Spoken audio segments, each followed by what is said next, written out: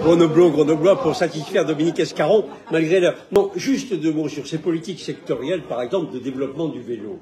On dépense 9 à 10 millions d'euros dans ce secteur pour les pistes de vélo. Et je voudrais dire que ces quartiers qui ont été interrogés, vous avez bien vu les remontées, c'est pas leur préoccupation première. C'est pas les quartiers des abords de Mistral et les abords de Lys Rouge. Le problème, c'est par exemple l'occupation de l'espace public par les dealers. Ils ont des problèmes majeurs. Ce sont des quartiers qui sont très en difficulté.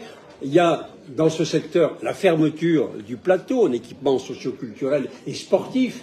Et donc, ce que je veux vous dire, Monsieur le Président, c'est que quand le citoyen voit l'application de ces politiques extrêmement coûteuses d'aménagement de l'espace public positivement, il n'y a pas de problème là-dessus, alors qu'il a des urgences sur lesquelles nous n'avons et nous n'apportons aucune réponse, je trouve que la politique métropolitaine et locale se heurte au réel et ne correspond pas à l'attente d'urgence du réel. Je veux dire, quand on met 9 à 10 millions là-dessus, on pourrait en dégager quelques-uns pour assurer un espace public un peu plus libre, assurer un peu de sécurité et éventuellement maintenir les équipements socioculturels et sportifs du secteur.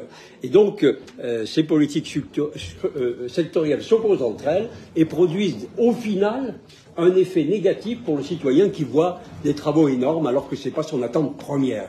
Ça va servir bien sûr, je comprends que la voie cyclable a une continuité, une fontaine, etc. Ça va servir, mais par contre, ça, pour le quartier, ça heurte les sensibilités.